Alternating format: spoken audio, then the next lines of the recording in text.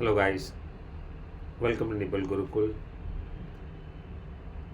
My vision is to give a free quality education to all.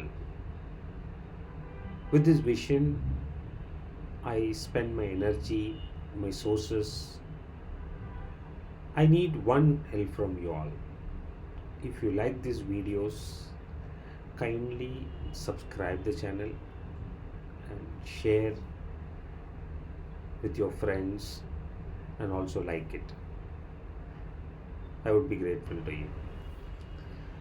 In the last class, we learned about data types, number systems. Okay. If you have not watched the video, go back to that lecture and watch it because all my lectures are in a sequence. You have to follow, you have to understand all the previous concepts in order to understand this today's class. Okay. Now, what are the relational operators in what? In C. Okay. We have greater than, we have less than, we have greater than or equal to, less than or equal to, equal to, and not equal to. What this operator will produce for you? It will produce for you 1 or 0. 1 means it is true, 0 means it is false. But I want to tell you one more thing. In C programming, any non-zero value is considered as true. It need not be 1, it can be 10 also, it can be 1000 also, remember that, okay? 0 is considered as false. Now let us take how the result is going to be arrived, okay? So I have written here, I'm going to say here my x value is 7, y value is 3. So x is greater than y. X is greater than y. What is going to get? 7 is greater than 3 is what? 1. X is less than y is 0. X is greater than or equal to y. It can be 1. X is less than or equal to y is what? 0. Why? Because 7 is greater than or equal to 3 is true. It can be greater or it can be equal.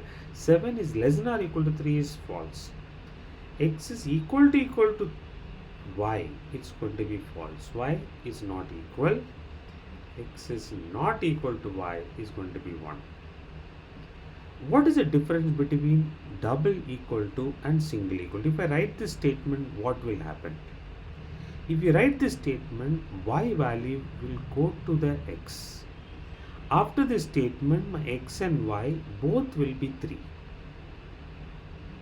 Whereas here, the x value will be compared with the y value. The y value will not be assigned to x, or x value will not be assigned to what? Y. Remember, it will remain intact. So let's take a next one. Okay, so let's take one more example. My x value is right now 5 and y value is also 5. What would be the result is going to come? Okay, what is the result I'm going to get it? So let's say my x is 5. X is greater than y. 5 is greater than 5 is 0. 5 is less than 5 is also what? 0. 5 is greater than or equal to 5 is 1. 5 is less than or equal to 5 is 1. 5 is equal to 5 is 1. And 5 is not equal to 5 is what? 0. Okay, now in case of multiple relational operators, how it will work for me? Okay, if you have multiple relational operator, in this case you have to solve from left to right. What is the meaning of this statement? Okay, my x value is right now 17, y value is right now 12. So I want to say here in these places whether 15 is greater than 12 and this is 17 is what? Less than 15. So I can write like this mathematically, correct? Yeah. Is mathematically is what is supposed to give me the answer is what? True is supposed to give. Why?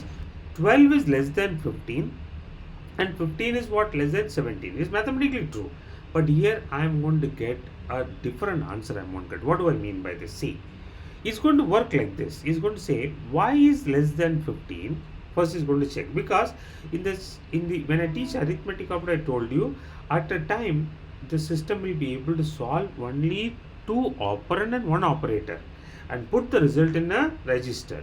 Y is less than 15. 12 is less than 15 is 1, and 1 is less than 17 is what? 1. See, here the comparison does not happen between 15 and 17. It's happened between what? 1 and 15, 17. So, if I put it like right now like this, I have wrote here right now, x is less than 15 and less than what? 12. If I write this less than y, if I write this, what is going to happen? X is less than 15. It is, x is how much? It is 17, is less than 15 is 0.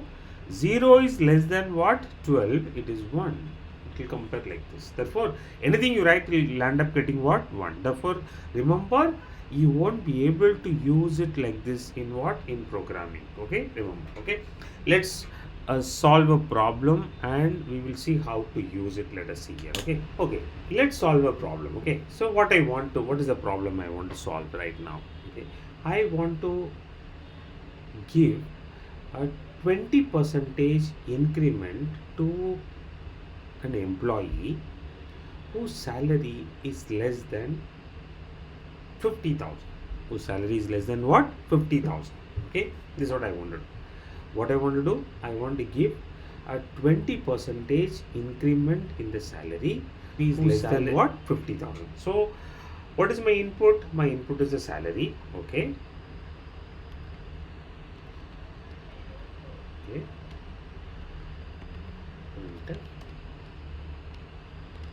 Enter the salary. Okay, scan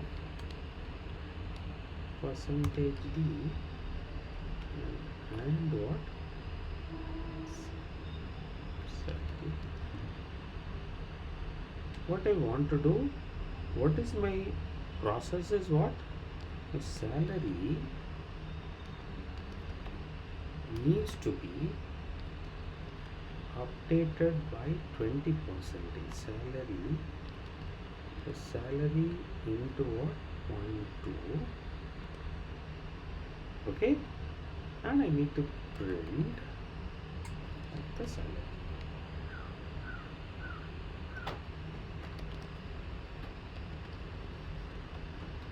Is this right? But what was my question? I want to give a increment to a person whose salary is less than 50,000. But what will happen if I run this program? If I enter the salary right now, 1 lakh, okay, 100,000 I entered. If I enter 100,000, what is going to give me? It's going to give me increase and is going to give me.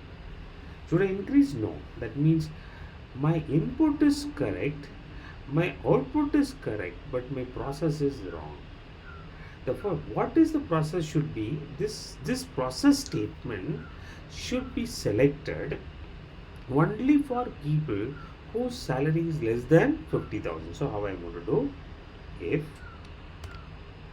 salary is less than what? 50,000. Okay, I put it like this. Okay, now if is called as a selection statement, this selection statement is capable of selecting only one statement. That means you write below any number of statement, the if will always attach this statement with this condition. How the if works for you? Now let's assume here you entered the salary what? Let's assume you enter the salary 1 lakh. 1 lakh is less than 50,000. 1 lakh is less than 50,000. What I'm going to get? I'm going to get 0. In the bracket of if you put 0, what is going to do? It is going to skip one statement and come out and print. That means this statement will not be executed. Directly going to execute this statements. Okay, I put like this right now. 1 lakh. Okay, 100,000 I put it. I get it what? Same. I get what? The same salary I got. Okay, 100,000. But if I put right now, if I put here right now in this case 20,000, okay, and I run the code, I got 24,000. Why? When I enter 20,000, 20,000 is less than 50,000 is true. True means I got 1. 1 means you'll execute the statement and execute, come out and execute the statement. Okay? No, sir, I want right now execute more than one statement. If you want to execute more than one statement, put a brace here. In this case, this brace, what it does, it combines multiple statements into a single statement. Multiple statement into a single statement. Okay, so let's see in these cases, if I put it right now, I'm going to say here in these cases, I just by mistake, I copied this, I put this and put it here. What has happened right now? This two statement becomes a single statement. So what is going to happen right now? That means these two statements will be executed only when the condition is true. See, I am going to put right now 100,000. I got the output nothing. Why?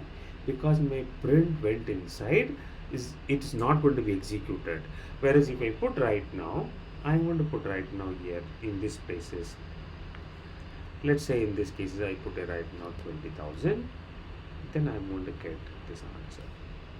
Correct? Therefore, whenever you want to execute more than one statement in the if statement, put the brace is mandatory for you. Okay, otherwise it is optional for you. If you want only one statement, it's optional. Okay. Now the next is here. Okay, sir, can I put a semicolon here? Yeah, you can put a semicolon. If you put a semicolon, what is going to happen? This becomes a single statement. The semicolon becomes a single statement. In this case, when the condition is false, it will skip this empty statement and it will execute this rest of the things. It will execute the rest of. Therefore, if I put right now 1 lakh here, what is going to happen? It did skip what one statement. Which statement? It skipped the blank statement and executed the rest. See, I put it right now. I got this, increased it. Why? Because this was skipped. The blank statement got skipped, not this statement. Therefore, putting a semicolon after if will make no impact for your if. Remember that. Okay, it will make no impact on your if. Okay, now the next is here. I said very clearly, in C, any non-zero value is considered as true. Okay, so that means, can I write like this? Yeah, you can write it. In this case, what will happen? If I enter any salary, any non-zero value is true is considered. That means if I enter 10 rupees also, it's going to give me what? True. Why? Because 10 is a non-zero. If I enter 100,000 also, is going to give me true. It's true. If I enter negative also, true. Enter minus is true. But when it will give me false, if I enter only 0. Therefore, remember it is what? The non-zero value is considered as what? True. 0 is considered as what? False. Remember this statement. Okay. So I'm going to put right now. I think you don't carry away by this here, sir. You must be wondering. Okay. So for you to understand better, instead of this, I'm adding 5,000 and showing, because you should not show. If you put 0, it is not going to execute the statement. If you put 5, is going to execute the statement. The 5,000 will be increased. Okay. Now the next most important thing is, some of you must have heard, it's what if fails and all, you must have studied. Okay, when I will use an if fails, if I will use only, I have to do something on a condition. If the condition fails, I don't need to do anything. I don't need to do what? Anything. If the condition fails, I don't need to do anything. If the condition is successful, I need to do. So what was our question was, if it is greater than what? 50,000, sorry, less than 50,000, then only increase. We said like this, right? Therefore, I did not need an LCR. I don't need an LCR. Otherwise, I would need what? An LCR. Remember that, okay? Else is needed when you want to do something when the condition what? Fails for you, okay? So let us solve one problem and then you will understand how to use an if here, okay? How to use what? An if. Okay, so let's solve this problem. What is the problem? Convert the given number to positive if it is what? Negative. I have been given a number. The number needs to be converted positive only if it is negative. That means if the number is positive, I don't need to do anything. I need to do only if the number is what? Negative. Okay. So write the program, pause this video, take your compiler, solve the problem and come back. Then you verify whether you have done right or wrong. Yeah. Okay, let us solve the problem. Come, let us solve. Okay, if you have solved it, very good. If you have not solved it, please follow. If you have solved it, you can go ahead. What is convert the given number to positive if it is what? Negative. Okay, so let us write a code for it. So what is my input is going to be? My input is going to be a number. I need to take the input, enter a number.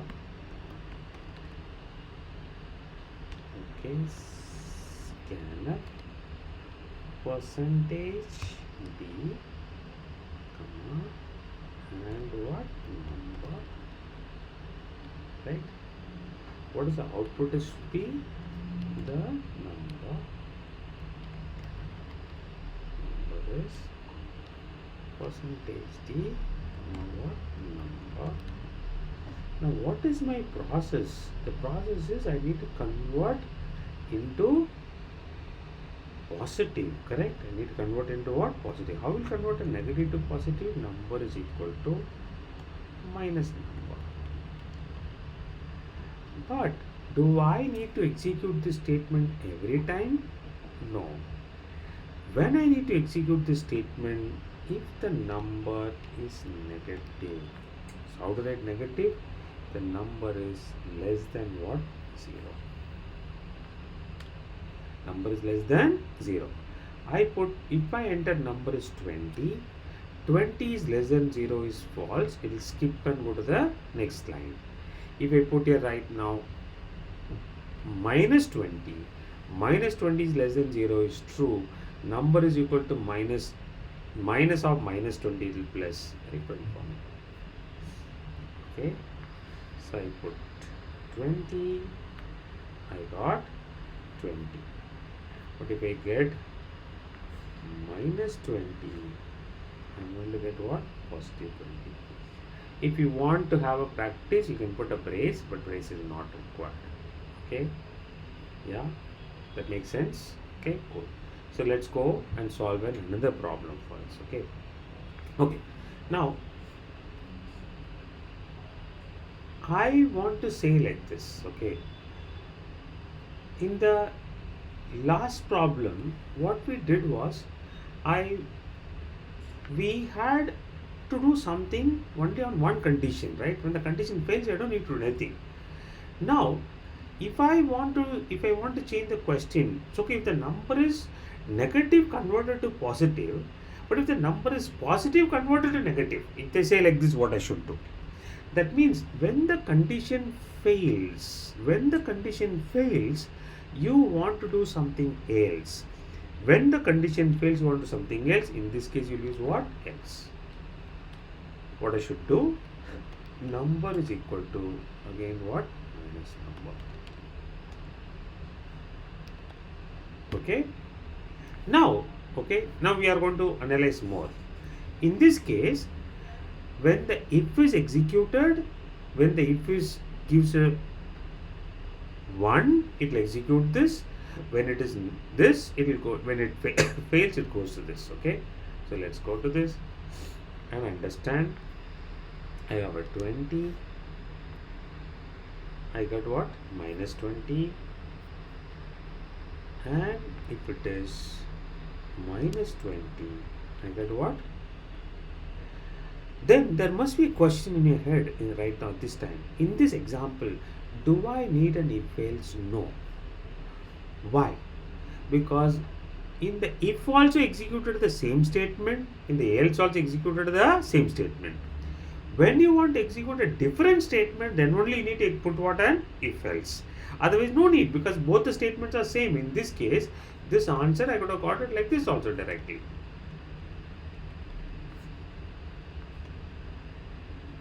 I don't need. I can simply write number is equal to what? Minus number. In this case, I will get this. 20 is minus 20. If I enter minus 20, I'll get what? 20. Got it? Yeah? Okay. So let us solve another problem. Okay, let's solve another problem. So the problem is simple. Okay. Input two numbers, divide larger by smaller. Okay. Input two numbers, divide larger by smaller. I need to divide the larger by the smaller. Which number? Two numbers I'm going to input. Which number will be greater? Always first number or always second number? No, we do not know.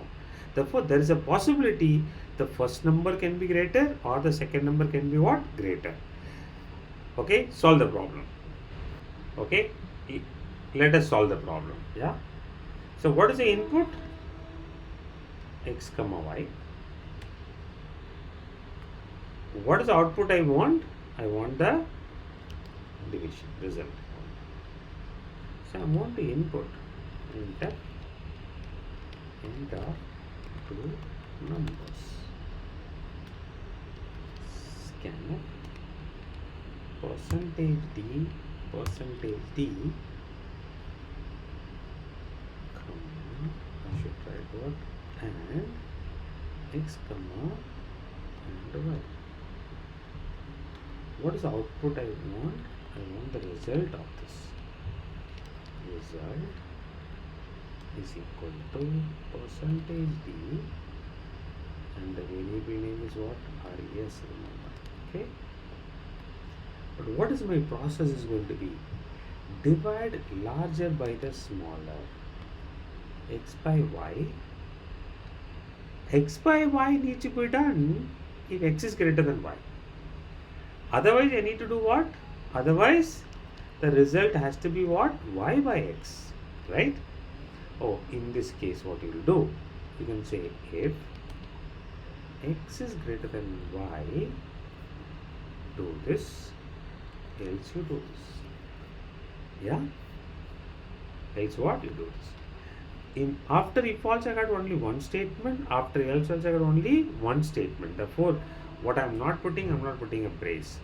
For your convenience, if you want to do, if you want the learning purpose, you can do it. I don't have any problem on that. Okay? Yes, that's it. Done. And I'm going to enter 7 and 3. I got only 2. I'm sorry, I should get 2.33. So in this case, what you should do, because your operands x and y both are integer, therefore the result became an integer, the register became an integer. To solve this, not only a result has to be a float, your x and y needs to be what? Therefore I am going to put here f. I am going to put here f. In this case, I put what f here. Run the code, and here 2 and 3. I got what? 3 by 2 is 1.5 I got. Okay, sir, I don't want 1.500. Okay, don't no worries. What you need to do, just put 0.2 before. Percentage 0.2f will give me only 2 digits after the decimal point. 2 digits after the decimal point. Okay, so I put right now 7 and 3. I got 2.33. Okay, so let's solve another problem. Okay, so now read the question. What is the question is what? Input a 3-digit number and find whether the given number is an Armstrong number. Okay, input a 3-digit number, find whether the given number is an Armstrong number. What is an Armstrong number? The Armstrong number is if the number has 3 digits. Remember, if the number has 3 digits, you need to take out one digit and cube it. And what? Cube it. And then find the sum of it, and the sum will be equal to the original number. I need the original number. I need to find the sum of the cube of each digit, and I need to compare both of them. If they are equal, I need to say it's an Armstrong number. Okay. So let us solve the problem. Pause the video, go solve the problem, then come back and what? Do it again. Yeah. So don't directly watch the video. Just solve it. Try to make an effort, because if you don't make an effort, you are not going to learn. Remember, you are not going to learn this. Okay. So what was our input? Was a 3-digit number. Number has 3 digits. Enter a number. Okay. Scanner. Percentage D. And what? Why I did not choose a float here is because I am going to separate them into individual digits. I have to use modulus. That's the reason I did not choose what I this. Now 153. Let's assume I entered 153. I want the first digit. I want the last digit 3. How to get the 3? 3 is nothing but in 153 there are 15 tens are there. How to get the 15 10? Divided by 10 you will get 15. Remainder would be what? 3. Therefore I want to put num modulus 10. Now what I am going to do? This will give me 3. Now I want what? By this I got only, if I enter 153, this is my input. You know this. If you put a slash, 2 slashes, comment. After that, whatever you write will not be used, okay, by the compiler. By this you got 3. Now what next? What I should do? I need to say integer b is equal to, what I'm supposed to do here? Num is 153. I am going to put divided by 10. It gave me 15. In 15, how many tens are there? 1 10 is there. What is remaining? This. Therefore, I put modulus. In 15, remember.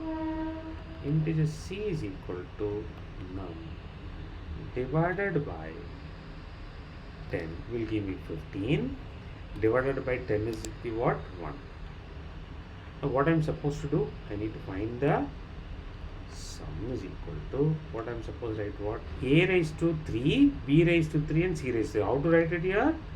A into A plus what? B into B into B plus what? C into C into C.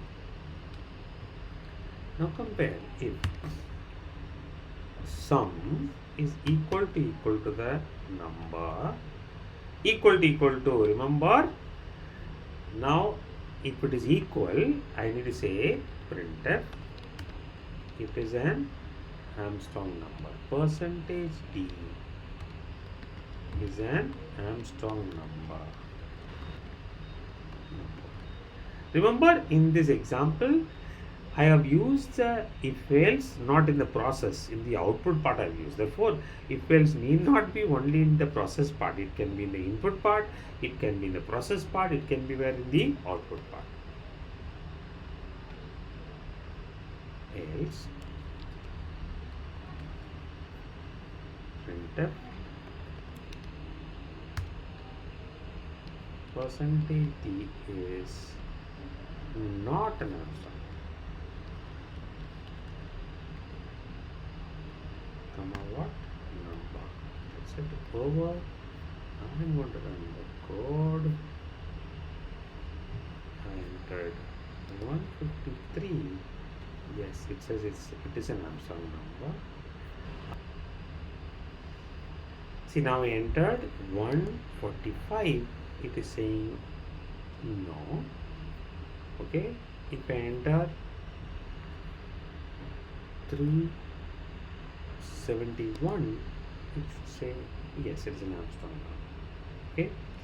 Once again, I would like to remind you, in this program I use the if else statement in my output part, not in my process part, not in my input part. Therefore, you can take you can use a if else in the input part also, process part also, and what an output part also. Okay.